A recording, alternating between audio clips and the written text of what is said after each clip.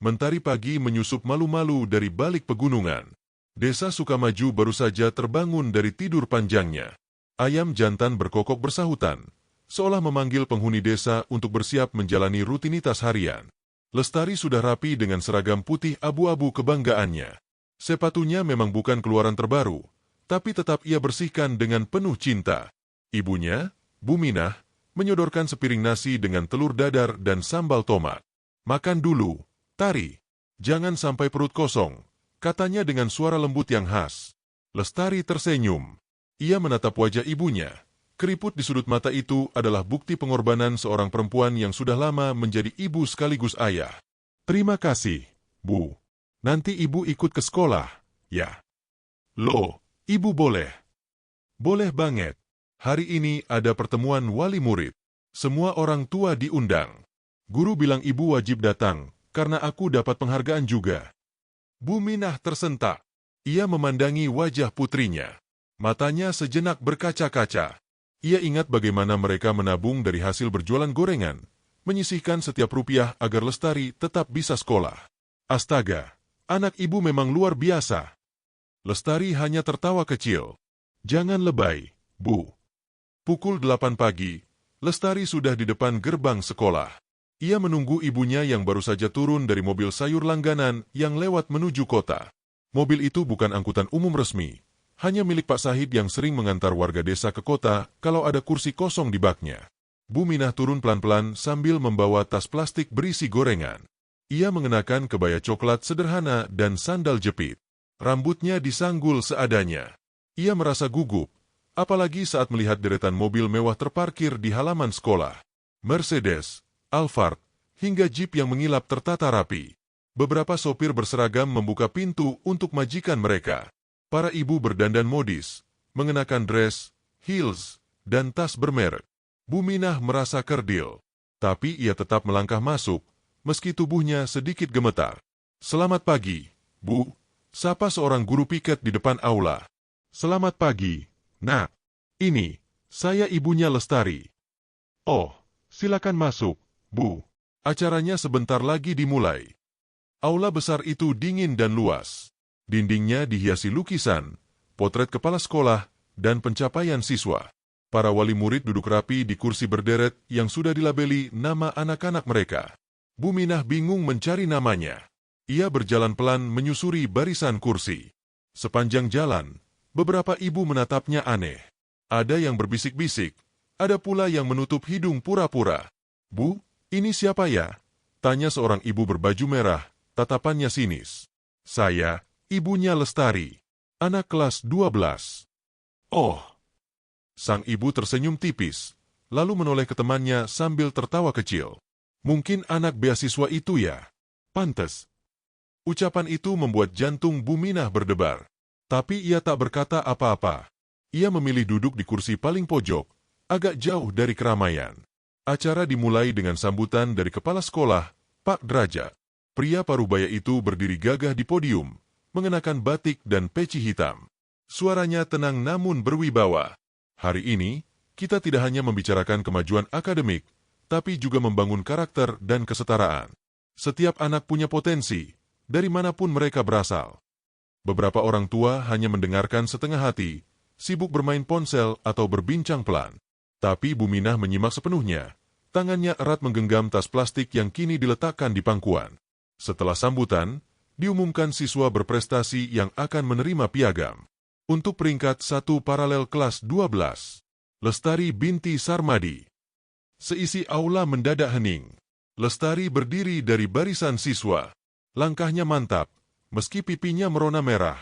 Ia mengenakan seragam yang disetrika rapi dan kerudung putih bersih. Langkahnya tak tergesa, tapi penuh percaya diri. Bu Minah menahan napas. Ia melihat putrinya naik ke atas panggung. Lampu menyinarinya. Kepala sekolah menyerahkan piagam dengan senyum bangga. "Selamat, Lestari. Teruslah jadi cahaya bagi sekitar." Tepuk tangan terdengar ragu-ragu. Beberapa wali murid tampak saling menatap, antara kagum dan heran. "Loh, itu anaknya yang tadi." "Serius? Anaknya pinter banget ternyata." "Ya Allah, malu sendiri gue." Sementara itu, Bu Minah berdiri pelan-pelan. Tangannya bergetar, matanya berkaca-kaca. Ia tidak pernah membayangkan akan menyaksikan putrinya berdiri dengan bangga di hadapan para orang tua murid yang sebelumnya menganggapnya remeh. Usai acara, beberapa guru menghampiri Bu Minah. Bu Minah ya? Saya wali kelasnya Lestari. Iya, Bu Guru. Kami bangga sekali punya murid seperti dia. Penuh semangat, tidak pernah mengeluh, dan selalu membantu teman-temannya. Bu Minah mengangguk pelan. Air matanya tak tertahan lagi. Saya cuma bisa bantu doa dan jualan gorengan, Bu. Tapi Ibu telah memberi kami murid terbaik. Saat Bu Minah keluar dari aula, suasana terasa berbeda. Ibu-ibu yang tadinya mengejek, kini hanya menatap diam. Beberapa bahkan memalingkan wajah, malu akan perlakuan mereka. Lestari menghampiri ibunya dan memeluknya erat. Kita hebat, Bu. Kita buktikan ke mereka. Di perjalanan pulang, mereka kembali naik pikap yang sama. Tapi hari itu langit terasa lebih cerah, dan jalanan lebih ringan. Di atas bak mobil yang berguncang pelan, Bu Minah memandangi langit sambil tersenyum. Anak desa itu, yang mereka remehkan, telah berdiri di tempat tertinggi. Dan dunia mulai bungkam dalam malu. Sejak hari pertemuan wali murid, hidup Lestari tak lagi sama. Sorot mata orang-orang di sekolah bukan lagi acuh tak acuh, melainkan tajam dan penuh selidik. Nama Lestari kini dibicarakan di kantin, lorong, bahkan grup WhatsApp orang tua murid. Anak desa itu, ternyata sepintar itu, ya. Aku kira cuma murid kasihan yang dikasih beasiswa. Aku dengar dia keponakan istri kepala sekolah. Jangan-jangan ada permainan. Lestari mendengar bisikan-bisikan itu dari berbagai arah. Tak ada satupun yang bicara langsung kepadanya, tapi ia bisa merasakannya. Tatapan penuh curiga, senyum yang terasa palsu, dan langkah kaki yang sengaja diperlambat saat berpapasan.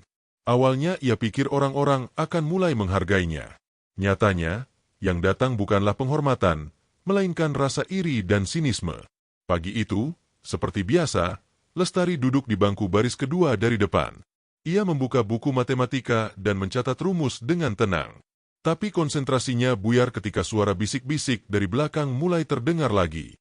Katanya dia pinter, tapi gaya hidup masih kayak anak kolong jembatan. Hahaha, itu namanya pintar tapi miskin. Lihat sepatunya, sobek tuh. Masa anak ranking 1 kayak gitu? Lestari menggenggam pulpen lebih erat. Ia tak menoleh, tapi hatinya bergetar. Kalimat-kalimat itu bukan hanya hinaan, itu cambuk. Setiap kata menampar harga dirinya. Ia bisa menahan tangis, tapi tidak bisa membendung luka yang mengendap pelan-pelan di dalam dada. Guru masuk, pelajaran dimulai. Tapi isi kepala Lestari penuh kabut. Di kantin, ia duduk sendiri di pojok, membuka bekal yang ia bawa dari rumah, nasi putih dan tempe goreng. Ia makan pelan, menghindari keramaian. Dulu, tak ada yang peduli di mana Lestari duduk. Sekarang, semua orang tahu, tapi tak satu pun yang benar-benar peduli. Dari meja sebelah, geng populer kelasnya menatapnya sambil cekikikan. Aku dengar ibunya dateng naik mobil sayur.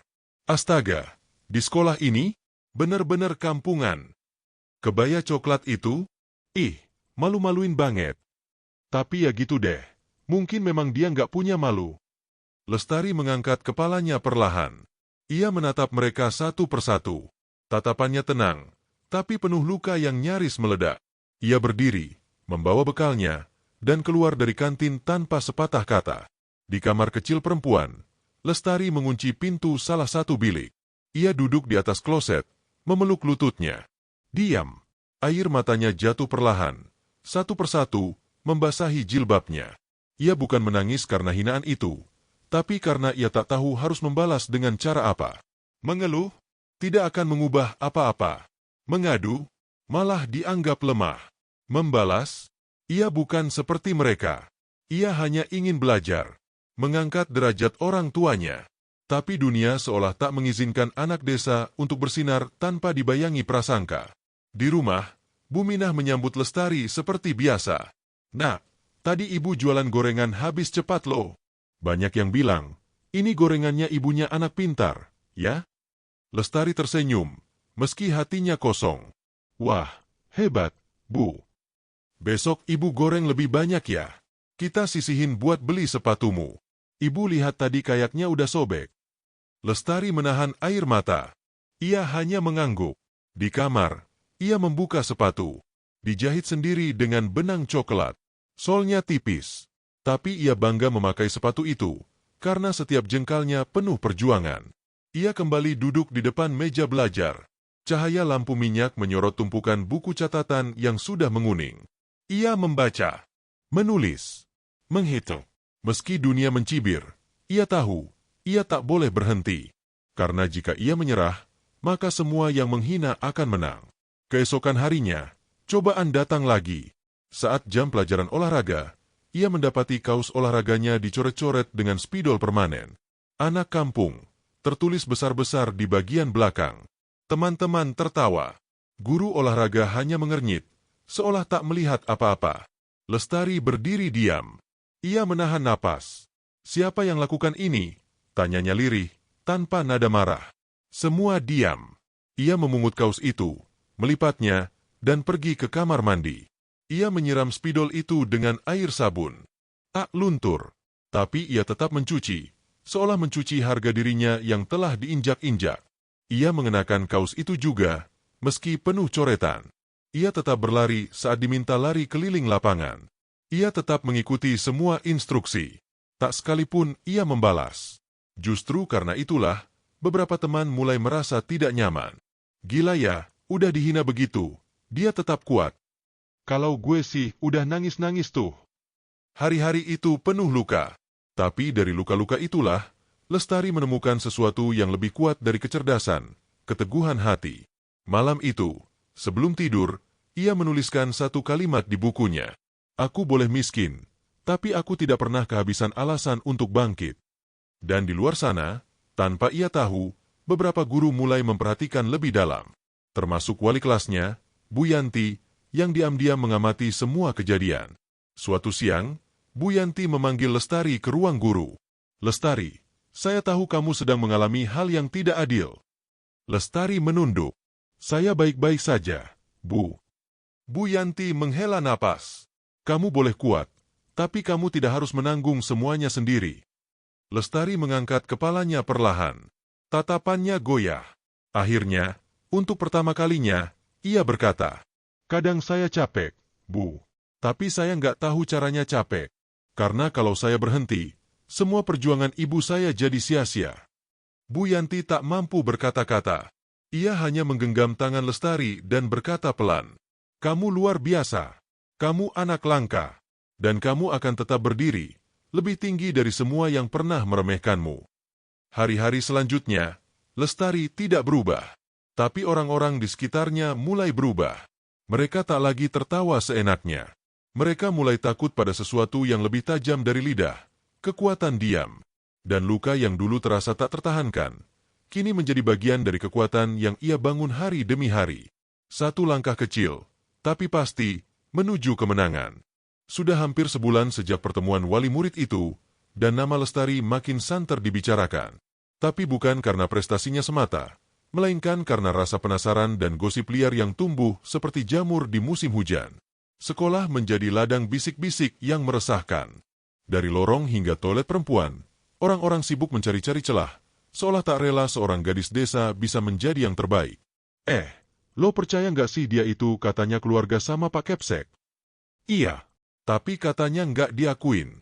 Mungkin malu punya saudara kayak dia. Atau jangan-jangan itu semua settingan biar sekolah dapat citra baik. Anak miskin juara, kan keren buat iklan sekolah. Gosip makin liar. Ada yang menyebut beasiswanya palsu, ada yang menduga nilainya dimanipulasi. Bahkan ada guru yang mulai ragu. Setidaknya, hingga kebenaran itu akhirnya terkuak. Hari itu, ruang guru terasa lebih ramai dari biasanya. Suasana penuh gumaman dan gerak-gerik canggung. Kepala sekolah, Pak Derajat, tiba lebih pagi dari biasanya. Wajahnya serius, dan di tangan kirinya ada map berwarna merah tua, map khusus yang hanya dibuka saat hal besar terjadi. Ia mengetuk-ngetuk meja besar rapat guru, lalu berkata tenang, Ibu dan Bapak Guru, saya ingin meminta waktu 10 menit. Ini tentang salah satu siswa kita, Lestari. Beberapa guru saling pandang. Dalam beberapa minggu terakhir, saya dengar banyak rumor, bisik-bisik, dan bahkan keraguan terhadap kemampuan anak itu. Beberapa dari Anda mempertanyakan beasiswanya, nilai-nilainya, bahkan integritasnya. Beberapa wajah guru berubah tegang. Ada yang menunduk, ada pula yang mencoba bersikap netral. Pak Derajat membuka mapnya. Ini adalah hasil tes IQ resmi dari Lembaga Nasional yang dilakukan sebelum Lestari masuk SMA Harapan Bangsa. Dia masuk ranking 0,5% tertinggi secara nasional. Nilainya waktu itu, 137. Hampir mendekati jenius. Ruang guru mendadak sunyi. Ini juga dokumen beasiswa. Tidak Rp1 pun diberikan tanpa alasan. Semua diverifikasi ketat. Lestari mengikuti proses seleksi paling transparan yang pernah sekolah ini lakukan. Pak Derajat mengedarkan dokumen-dokumen itu ke meja guru. Saya tahu kalian mendengar desas-desus bahwa dia keluarga saya. Ya, itu benar. Dia adalah keponakan istri saya. Tapi saya tidak pernah memberitahu siapapun, termasuk dewan sekolah. Dan tahu kenapa? Karena saya ingin dia berhasil tanpa embel-embel nama saya. Suara kepala sekolah mulai bergetar, tegas, tapi penuh emosi. Anak itu datang dari desa. Sepatunya bolong. Ibunya jualan gorengan. Tapi dia tidak pernah minta dikasihani. Dia bersaing dengan anak-anak kaya dan tetap menang. Salah satu guru BK mengangguk pelan. Saya pernah lihat dia mengajar anak-anak jalanan di terminal. Dia bukan cuma pintar. Dia punya hati. Pak Derajat mengangguk. Itulah yang kita ajarkan di sini, bukan? Pendidikan karakter. Keesokan harinya, pengumuman resmi dipajang di papan informasi dan disebar lewat grup wali murid. Surat dari kepala sekolah menjelaskan pencapaian Lestari dengan detail. Tertulis, kami bangga memiliki siswa seperti Lestari binti Sarmadi. Dengan segala keterbatasannya, ia telah membuktikan bahwa semangat dan integritas adalah dasar pendidikan sejati. Kami juga menyesalkan segala bentuk prasangka yang muncul terhadapnya, dan berharap seluruh komunitas sekolah bisa belajar dari teladan yang ia berikan. Grup WhatsApp wali murid mendadak hening. Tak ada lagi komentar sinis. Ibu-ibu yang biasanya cerewet mulai saling kirim emotikon orang berkulit cerah sedang dengan tangan terlipat atau simbol tepuk tangan berkulit cerah sedang, sebagai tanda malu atau menghormati. Dan yang paling mengejutkan, Citra, murid paling vokal yang dulu mengejek sepatu Lestari, kini mengirim pesan pribadi di aplikasi sekolah. Tari, aku minta maaf ya. Aku salah udah ngeremehin kamu. Aku nggak tahu harus bilang apa. Tapi aku bener-bener nyesel. Lestari membaca pesan itu dalam diam. Ia tidak langsung membalas. Tapi bukan karena marah, melainkan karena ia tahu, kadang diam adalah bentuk pengampunan paling dalam. Hari Jumat siang, Lestari dipanggil ke ruang kepala sekolah. Pak Derajat menyambutnya dengan senyum tenang. Di sampingnya, ada Bu Indah, istri beliau, yang duduk menatapnya penuh kasih. Lestari, kamu tahu kenapa kami memanggilmu? Lestari menggeleng, menunduk sopan. Karena kamu sudah terlalu lama berdiri sendiri. Bu Winda maju, menggenggam tangan Lestari. Air matanya jatuh perlahan. Kamu nggak pernah minta bantuan kami. Bahkan ketika orang-orang memperlakukan kamu seperti bukan manusia. Lestari menatap wanita itu. Hatinya bergetar. Ia ingat dulu, waktu kecil, pernah bermain di rumah itu. Tapi sejak ayahnya, adik Bu Winda, meninggal, mereka terpisah oleh nasib dan jarak. Saya tidak mau orang mengira saya sampai di sini karena bantuan siapapun. Saya ingin sampai karena saya mampu, kata Lestari pelan. Pak Derajat tersenyum. Dan kamu sudah sampai. Lebih dari siapapun. Lestari menitikkan air mata. Untuk pertama kalinya, ia merasa tidak sendiri. Hari itu, berita tentang Lestari diumumkan lewat situs resmi sekolah. Media lokal bahkan meliputnya sebagai kisah siswa desa yang tak tergoyahkan oleh hinaan. Satu persatu, suara-suara yang dulu mencibir, kini bungkam. Dan Lestari tetap berjalan dengan langkah yang sama, tenang, teratur, penuh tekad. Karena ia tahu, kemenangan sejati bukan tentang membungkam orang lain, tetapi tentang membuat mereka belajar. Setelah surat resmi dari kepala sekolah dipublikasikan, wajah-wajah yang dulu penuh ejekan mulai tertunduk malu. Ruang-ruang yang biasanya ramai dengan bisik-bisik tentang anak desa, kini sunyi. Bukan karena mereka berhenti berbicara, tapi karena mereka kehabisan bahan untuk mencibir. Lestari, yang biasanya dianggap tak terlihat, kini menjadi pusat perhatian. Tapi bukan dengan tepuk tangan atau pujian yang jujur. Justru, kehadirannya menghadirkan ketidaknyamanan baru bagi mereka yang dulu merendahkannya. Di kelas, suasana berubah drastis.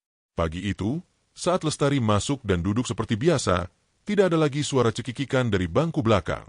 Tidak ada komentar tentang sepatunya. Tidak ada gumaman sinis. Semuanya diam, menatapnya, lalu buru-buru mengalihkan pandangan. Bahkan Citra dan Rani, dua siswi yang selama ini paling vokal mencibirnya, kini tak berani bertemu mata dengannya. Mereka hanya menunduk ketika Lestari lewat. Saat jam istirahat, Lestari duduk sendirian seperti biasa. Tapi kali ini bukan karena dikucilkan, melainkan karena orang lain tak tahu bagaimana mendekat tanpa terbawa rasa bersalah. Beberapa menit kemudian, langkah kaki berhenti di hadapannya. "Boleh duduk," suara itu milik Citra, lirih dan ragu. Lestari menoleh pelan. "Silakan." Citra duduk di seberangnya, canggung. Ia memainkan sedotan minumannya, tak berani menatap langsung. Aku tahu nggak ada kata yang cukup buat minta maaf atas apa yang udah aku lakuin. Tapi aku beneran minta maaf, Tari." Lestari tidak langsung menjawab. Ia mengamati wajah gadis itu, yang dulu begitu percaya diri mencibirnya, kini tampak rapuh dan kikuk. "Aku nggak marah," katanya akhirnya. "Tapi aku juga nggak bisa pura-pura lupa." Citra menunduk lebih dalam. "Tapi aku nggak akan menjatuhkan kamu, Cit. Aku cuma mau buktikan, kalau aku bisa berdiri tanpa perlu dorongan siapapun, dan juga tanpa harus menjatuhkan siapapun." Citra mengangguk cepat, wajahnya memerah. "Kamu beneran orang paling kuat yang aku pernah temui." Kejadian itu menyebar. Beberapa siswa mulai bersikap lebih sopan, meski dengan canggung. Rani, walau belum berani bicara langsung, mulai meninggalkan kebiasaan mencibir. Bahkan geng laki-laki yang dulu suka meledek Lestari kini memilih jalan memutar saat melihatnya lewat di lorong. Di ruang guru pun, nada bicara tentang Lestari berubah. Dulu ia hanya disebut ketika nilainya tinggi. Kini, ia dibicarakan karena karakternya yang luar biasa. "Anak itu, luar biasa kuat. Kalau saya diperlakukan seperti dia, mungkin saya sudah keluar sekolah," ucap Bulusi, guru bahasa Indonesia. Bu Minah di rumah juga mulai merasakan dampaknya. Saat berjualan di pasar pagi, ibu-ibu yang biasanya pura-pura tak melihat, kini menyapanya. "Bu Minah ya? Wah, hebat anaknya. Ibu pasti bangga banget. Kami di rumah aja pada nangis waktu baca pengumuman sekolah." Bu Minah hanya tersenyum kecil. "Anak saya cuma sekolah, Bu. Nggak lebih." Tapi dalam hatinya, ia menangis haru setiap kali menyendokkan adonan gorengan ke wajan. Ia tahu, Lestari bukan hanya membanggakan dirinya, tapi seluruh desa Sukamaju. Suatu sore, Lestari dipanggil lagi ke ruang kepala sekolah. Tapi kali ini suasananya lebih santai. Di meja Pak Derajat ada 2 gelas teh manis dan sekotak kue lapis. "Kamu tahu, sekarang banyak sekolah lain yang hubungi saya. Mereka mau ajak kamu bicara di seminar pelajar inspiratif. Bahkan ada yang nawarin jadi duta pelajar berprestasi." Lestari tersenyum malu. "Saya nggak tahu harus bicara apa." Pak Derajat tertawa kecil. "Justru karena kamu tidak pernah mencari sorotan, maka orang-orang ingin mendengar." Lestari menatap gelas teh di hadapannya, kemudian berkata pelan, "Kalau saya boleh pilih, saya cuma ingin belajar. Nggak harus bicara banyak. Biar nilai dan kerja keras yang bicara." Pak Derajat mengangguk. "Dan memang itu yang kamu lakukan sejak hari pertama." Beberapa minggu kemudian, sekolah mengadakan sesi pembinaan karakter dengan tema "Menghargai Setiap Perjalanan." Sesi itu wajib diikuti oleh seluruh siswa kelas 12. Tapi tidak ada yang tahu bahwa narasumber utama hari itu adalah Lestari. Ketika ia naik ke atas podium kecil di depan aula, seisi ruangan terdiam. Tidak ada yang menertawakan. Tidak ada yang mencibir. Bahkan yang paling sinis sekalipun, menatapnya dengan rasa kagum yang tak bisa disembunyikan. Lestari bicara dengan suara lembut, tapi tegas. "Saya lahir di desa kecil. Rumah saya dekat sawah, dan saya tiap hari jalan kaki ke sekolah. Sepatu saya sobek, bekal saya tempe goreng. Tapi saya tidak pernah merasa itu alasan untuk berhenti. Karena mimpi saya lebih besar dari semua ejekan yang pernah saya dengar." Mata Rani berkaca-kaca. "Saya berdiri di sini bukan untuk membalas, tapi untuk menunjukkan bahwa yang paling penting bukan dari mana kita datang, Tapi kemana kita melangkah? Tepuk tangan pecah. Bahkan ada yang berdiri sambil bertepuk tangan. Bu Yanti, guru wali kelasnya, menyeka air mata. Dan untuk pertama kalinya, para siswa Sekolah Harapan Bangsa benar-benar melihat Lestari bukan sebagai anak miskin yang cerdas, tapi sebagai sosok yang mengubah cara mereka melihat hidup. Setelah acara, banyak siswa mendekatinya. Ada yang sekadar menyalami, ada yang meminta maaf, ada pula yang hanya menangis sambil memeluknya. Dan semua yang dulu mencibir, kini hanya bisa bungkam dalam malu. Langit pagi itu cerah tak biasa. Burung-burung beterbangan rendah, seolah ikut merayakan sesuatu yang besar. Di halaman SMA Harapan Bangsa, karpet merah telah digelar. Spanduk bertuliskan, wisuda dan pelepasan siswa kelas 12 membentang megah di atas panggung utama. Murid-murid berjalan anggun mengenakan toga. Orang tua berdatangan satu persatu, membawa bunga, kamera, dan senyum penuh harapan. Di antara mereka, tampak Buminah, mengenakan kebaya kuning sederhana yang ia jahit sendiri dari kain pemberian tetangga. Ia membawa tas anyaman kecil, berisi gorengan dan air minum dalam botol bekas sirup. Tapi kali ini tak ada tatapan sinis yang diarahkan padanya. Justru, beberapa ibu menyapanya hangat. "Buminah ya? Wah, selamat ya, anaknya luar biasa. Hebat banget bisa bikin kita semua malu dan belajar." Buminah hanya tersenyum, meski hatinya bergemuruh. Ia mencari Lestari di antara kerumunan toga biru tua. Ketika akhirnya melihat putrinya berjalan ke panggung, tubuhnya bergetar. Lestari tampak tenang, anggun, dan lebih dewasa dari usianya. Ia memegang piagam kelulusan dengan tangan mantap. Namanya dipanggil dengan suara lantang. Lestari binti Sarmadi, siswa terbaik angkatan, lulusan peringkat pertama sekolah, dan penerima beasiswa internasional ke Universitas Leiden, Belanda. Tepuk tangan membahana. Beberapa guru berdiri. Kamera beralih ke arahnya. Lestari naik ke panggung. Di sana, ia diminta menyampaikan pidato kelulusan. Ia berdiri tegak di belakang mikrofon. Aula terbuka yang tadinya riuh mendadak sunyi, menanti kalimat pertama dari seorang gadis desa yang dulunya dicibir, kini dijunjung. "Assalamualaikum warahmatullahi wabarakatuh. Saya berdiri di sini bukan karena saya istimewa. Saya berdiri di sini karena saya tidak menyerah, bahkan ketika semua terasa menyesakan." Lestari berhenti sejenak. Suaranya jernih, tidak tergesa. Matanya menatap lurus ke para siswa dan orang tua yang hadir. "Saya bukan siapa-siapa ketika pertama kali menginjak sekolah ini. Saya cuma anak petani yang sepatu bolongnya sempat jadi bahan tertawaan. Ibu saya datang ke pertemuan wali murid naik mobil sayur, memakai sandal jepit, dan sempat diusir dari barisan depan." Wajah-wajah para orang tua memerah. Beberapa murid tertunduk. "Tapi hari ini saya di sini, bukan untuk membalas, tapi untuk mengatakan bahwa yang paling berbahaya di dunia ini bukan kemiskinan, tapi meremehkan orang lain." Tepuk tangan pelan mulai terdengar. Tapi Lestari belum selesai. "Saya berdiri di sini karena saya percaya, anak dari manapun berhak bermimpi. Dan kita semua, guru, orang tua, teman-teman, punya tanggung jawab untuk tidak membunuh mimpi orang lain hanya karena latar belakang mereka tidak sama dengan kita." Kepala sekolah, Pak Derajat, menyeka sudut matanya. "Saya akan berangkat ke luar negeri untuk melanjutkan pendidikan saya. Tapi sebelum saya pergi, saya ingin meninggalkan satu hal, jejak. Jejak untuk adik-adik kelas yang merasa kecil, tak dianggap, dan tak punya suara. Jejak bahwa kita bisa berdiri meski tanah tempat kita berpijak gersang dan keras." Suara tepuk tangan kini pecah memenuhi lapangan. Beberapa guru berdiri. Bahkan orang tua yang dulu mengejek kini menangis. Setelah acara, banyak siswa dan orang tua menghampiri Lestari.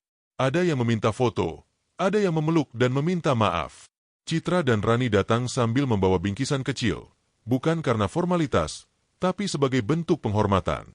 "Kalau kamu nggak pernah datang ke sekolah ini, mungkin kami semua masih sombong," kata Citra jujur. "Terima kasih sudah tidak balas kami dengan kebencian," sambung Rani. Lestari hanya tersenyum. "Aku tidak datang ke sekolah ini untuk dihormati. Aku datang untuk belajar. Tapi ternyata sekolah ini juga belajar dari aku." Di rumah, malam itu, Buminah mengeluarkan sepiring pisang goreng hangat. Ibu goreng pakai pisang dari kebun Pak Rasim. Katanya, gorengan buat anak yang sebentar lagi jadi orang besar. Lestari tertawa.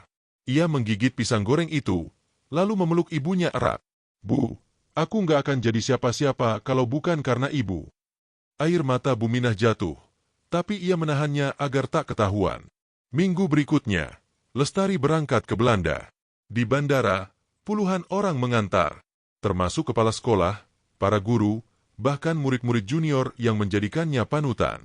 Sebelum boarding, Lestari menulis di media sosial sekolah, "Jangan takut jadi orang biasa di tempat yang luar biasa, tapi juga jangan lupa jadi orang luar biasa di tempat yang meremehkan kebiasaan kita." Lestari, murid desa, murid dunia. Dan begitulah, gadis desa yang dulu diremehkan, kini meninggalkan jejak yang tak akan pernah hilang. Karena kisahnya bukan hanya tentang membungkam, tapi tentang mengubah cara dunia memandang mimpi.